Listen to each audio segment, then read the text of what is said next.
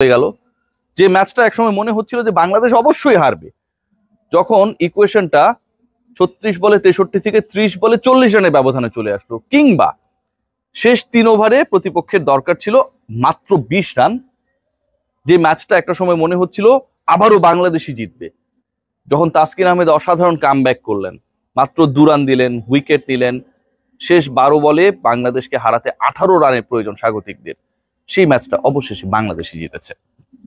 তবে বাংলাদেশ যেভাবে জিতেছে, যেভাবে আসলে আজকের দিনটায় রোমাঞ্চ ছড়িয়েছে, আমার কাছে মনে হয় বিজয়ের দিনটাকে স্পেশাল করার জন্য লিটন কুমার দাস 1 বলে 0 করে সেই প্ল্যানটা করেছেন কিনা। লিটনের ব্যাটিং নিয়ে আলোচনা হবে নিশ্চয়ই, বাংলাদেশের স্কোয়াড নিয়ে আলোচনা হবে নিশ্চয়ই, এবং জাকির আলী অনিকের ব্যাটিং কিংবা বাংলাদেশের বোলিং ডিপার্টমেন্ট নিয়ে আলোচনা হবে নিশ্চয়ই। তবে সবার আগে আমি যে আলোচনাটা করতে চাই, যেই অবস্থায় থেকে একটা সময় মনে হচ্ছিল বাংলাদেশ ম্যাচটা হেরে যাবে, কেন সেই সিচুয়েশনটা হলো সেটা নিয়ে। যখন একটা প্রতিপক্ষের প্রয়োজন 36 বলে 63 রান, হাতে রয়েছে 3 উইকেট, বাংলাদেশ দল মোটামুটি আপার হ্যান্ডে, বোলাররা যথেষ্ট ভালো করছেন, ঠিক তখন তাসকিন আহমেদের 1 ওভারে 23 রান তুলে নিল। পুরো ম্যাচের অ্যাক্সিডেন্ট যদি আমরা বলি, দুর্ঘটনা যদি বলি আমরা, তাহলে তাসকিনের করা সেই পার্টিকুলার ওভারটা, সেটা ছিল তার সেকেন্ড ওভার, আমি যতটুকু মনে করতে পারি। তাসকিন পুরো ম্যাচে এত অসাধারণ বল করেছে, বাকি 3 ওভার মিলে তিনি দিয়েছেন মাত্র 5 রান, একটা ওভারে দিয়ে দিয়েছেন 23 রান। সো এটাকে অ্যাক্সিডেন্ট বলা ছাড়া কোনো উপায় নেই। এবং ওই সময়টায় রোমারিও শেফার্ড এবং রবম্যান পাওয়েল যেভাবে ব্যাট করছিলেন, কোনো ধরনের স্বপ্ন দেখার সুযোগ ছিল না যে বাংলাদেশ আসলে এই ম্যাচটা জিতবে। 28 বলে 50 পর্যন্ত করে নিলেন ক্যাপ্টেন। তারা 14, 15 এবং 16 ওভার, এই 3টা পার্টিকুলার ওভারে রিশাদ, তাসকিন আহমেদ এবং তানজিম সাকিবের করা এই 3 পার্টিকুলার ওভারে এই 2 ব্যাটার নিয়েছেন 8ম উইকেটে, যারা 67 রানে পার্টনারশিপ করেছেন 50 রান। 18 বলে 50 রান যারা নিয়েছেন, রান বলের ব্যবধানকে 32-এর খাতায় যারা নিয়ে গেছেন, মানে 50 থেকে যদি 18টা বল বাদ দিই তাহলে হচ্ছে 32, মানে এক্সট্রা 32 রান বলের থেকে বেশি করেছেন। তখন আসলে বাংলাদেশ এই ম্যাচটা জিতবে সেই স্বপ্ন দেখার কোনো সুযোগ ছিল না। তবে ওই যে 18তম ওভারটা, সেটা আসলে আমার কাছে মনে হয় পুরো মোমেন্টাম চেঞ্জ করে দিয়েছে। তাসকিন আহমেদ মার খেয়েছেন, তাসকিন আহমেদ আবারও মার খাবেন, কিন্তু তাসকিন আহমেদ যে কনফিডেন্টলি কামব্যাক করবেন সেই প্রত্যাশা অনেকের মধ্যেই ছিল না। জুটি ভেঙেছেন, ওই যে বললাম 8ম উইকেটে 67 রানের পার্টনারশিপ, সেটাই আসলে বাংলাদেশের সবচেয়ে বড়, আমার কাছে মনে হয় আজকের ম্যাচ জয়ের ক্ষেত্রে টার্নিং পয়েন্ট হিসেবে কাজ করেছে। এরপরে যখন ওই ওভারে মাত্র 2 রান হলো, আস্কিং রেট বেড়ে গেল, শেষ 12 বলে 18 রানের প্রয়োজন, তানজিম হাসান সাকিব আসলেন, ভালো বল করেছেন, কিন্তু শেষ ওভারে যখন হাসান মাহমুদ এলেন, অনেকক্ষণ পর তিনি বল করতে এসেছেন, তখন কিছুটা টেনশন হচ্ছিল যে হাসান মাহমুদ আসলে পারবেন কিনা। কারণ হাসান মাহমুদ এর আগে স্পেলে, মানে তার যে স্পেলগুলো ছিল তখন যখন তিনি বল করছিলেন, তখন Bangladesh literally they were in upper hand. প্রতিপক্ষের উইকেট যাচ্ছিল, শেখ মাহাদি উইকেট নিচ্ছিল, অনেকটা রিল্যাক্স মুডে তিনি ছিলেন। বাট এই সময়টায় ম্যাচের গিয়ার এত বাজেভাবে বাংলাদেশের এগেনস্টে শিফট করেছে, হাসান মাহমুদ আসলে পারবেন কিনা মোমেন্টাম ক্রিয়েট করতে কিংবা মোমেন্টামকে নিজেদের পক্ষে আনতে, সেটা নিয়ে ভাই সংশয় ছিল, কিন্তু সেটা তিনি পেরেছেন। দ্য কুল হেডেড গাই, তিনি তার 3য় এবং 5ম বলে উইন্ডিজের লাস্ট 2 উইকেট নিয়েছেন। 3য় বলে যেভাবে ক্যাপ্টেনকে ফেরানোর ক্ষেত্রে ট্রিক খাটিয়েছেন, অনেক বাইরের একটা বল অফ স্ট্যাম্প থেকে, অনেকটা ওয়াইড লেন্থের বল, বাধ্য হয়েছেন সেই বলটা চেস করতে, and then caught behind. Bangladesh আসলে সেখানটায় জিতে গেছে। অথচ এই জয়টা অন্যরকম হতে পারত, এই জয়ের ক্ষেত্রে ক্যাপ্টেন্সি আরেকটু ডিফারেন্ট হতে পারতো। এই জয়ে বাংলাদেশ যে রানটা স্কোরবোর্ডে দিয়েছে, এখন তো মনে হচ্ছে যে এটা যথেষ্ট, কিন্তু ওই পার্টনারশিপটা যদি কন্টিনিউ করতো, বাংলাদেশ তো অন্তত 1 ওভার আগেও হেরে যেতে পারতো, এই চান্সটা তো ছিল। তাসকিন যেভাবে মোমেন্টাম নষ্ট করার পর আবার ক্রিয়েট করেছেন, সেটা তো নাও হতে পারতো।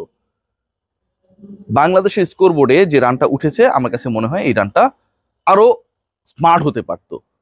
উইকেট অন্তত সৌম্য সরকারের ব্যাটিং দেখে, অসাধারণ ব্যাট করেছেন আমাদের সৌম্য, এটা ইন্ডিকেট করে নাই যে it's difficult to score runs like total like 160+। কিন্তু পরবর্তী সময়ে আমরা দেখেছি শেখ মাহাদি, তিনি শেষের দিকে গিয়ে যতটুকু, কিংবা তার সাথে শামীম হোসেন পাটোয়ারি যতটা ফিনিশিং দেওয়ার চেষ্টা করেছে, মেডেলে আমরা সেই হেল্পটা পাই নাই। জাকির আলীর ইনিংসটা আমার কাছে খুব পোস্ট মনে হয়েছে, সম্ভবত 27 বলে 27, 100 স্ট্রাইক রেটে আপনি এই অবস্থায় গিয়ে ব্যাট করবেন, not like that your team is losing wickets, এবং আপনাকে অ্যাঙ্করিং রোল প্লে করতে হয়েছে, নট লাইক দ্যাট। এই ইনিংসটা আসলে বাংলাদেশকে আমার কাছে মনে হয় অন্তত 15 রান কমিয়ে দিয়েছে। আফিফ হোসেনের ইনক্লুশন, ওই জায়গাটায় মেহেদী হাসান মিরাজ যিনি রানেই রয়েছেন এবং একই সাথে আপনি একটা বোলিং অপশন পেতেন, এই চিন্তাটা কেন টিম ম্যানেজমেন্ট করলো না সেটাও কিন্তু একটা বড় প্রশ্ন। ডেফিনেটলি এটাতে ক্যাপ্টেন একটা দায় রয়েছে। Captain is one of the decision makers যারা আসলে 11 সিলেক্ট করবে। And definitely I have to discuss about our captain Liton Kumar দাসকে। শুধু তার ক্যাপ্টেন্সির ব্যাপারে বা তার ব্যাটিং ফর্মের ব্যাপারে সমালোচনা করলে আমার মনে হয় কম হয়ে যায়। বাংলাদেশ ক্রিকেট বোর্ডের যে বোদ্ধারা লিটনকে আউট অফ ফর্ম একজন ক্রিকেটারকে ক্যাপ্টেন বানিয়ে দিলেন, যিনি ওয়ানডেতে পুরোপুরি ফেল, যিনি ওয়ানডের সবশেষ 7টা-8টা ইনিংসে চরমভাবে ব্যর্থ হয়েছে, ডাবল ডিজিটে রান করতে ব্যর্থ হয়েছে, সেই পার্টিকুলার ক্রিকেটারকে আপনি যখন তার প্রতিভা নেই কিন্তু সংশয় নেই, কিন্তু তার উপর যে প্রেশারটা দেওয়া হয়েছে, ক্যাপ্টেন্সির প্রেশার দিয়ে দিলেন, জাস্ট একটা সিরিজে ফেল করার 2-3 দিন পরেই যে সিরিজটা ভিন্ন ফরম্যাটে হোক না কেন শুরু হচ্ছে, সেটার রিফ্লেকশন তার ব্যাটিং এ আমরা দেখেছি। গোল্ডেন ডাক মেরে লিটন আউট হয়ে গেছেন, টিকতে পারেন নাই, এবং এই প্রেশারটা কিন্তু বাকিদের উপর পড়ে। লিটনের কিপিং এর ক্ষেত্রে আমরা দেখছিলাম যখন স্লো লেন্থের বলগুলো করা হচ্ছিল, যখন শেষ মুহূর্তে বাক খাচ্ছিল, he was not ready to pick those balls as a keeper. Bangladesh দলে কি ক্যাপ্টেন্স ম্যাটেরিয়ালের অভাব পড়েছে? এই যে আলোচনা করা হয় যে তাসকিন ইনজুরি প্রবণ, তাকে ক্যাপ্টেন্সি দেওয়া যাবে না বা এই টাইপের, জাসপ্রীত বুমরা ভাই তিনি ক্যাপ্টেন্সি করেন নাই, টেস্টে তিনি করেন নাই রোহিত শর্মা যখন ছিলেন না, প্যাট কামিন্স কি ক্যাপ্টেন্সি করেন না, ওয়াসিম আকরামরা ক্যাপ্টেন্সি করেন নাই। ইনজুরি প্রবণ তো পৃথিবীর সব ক্রিকেটারই হয়, এবং বাংলাদেশের প্রেক্ষাপটে এই মুহূর্তে যদি আমরা খেয়াল করি, বাংলাদেশের ব্যাটাররাই তো বেশি ইনজুরিতে রয়েছেন।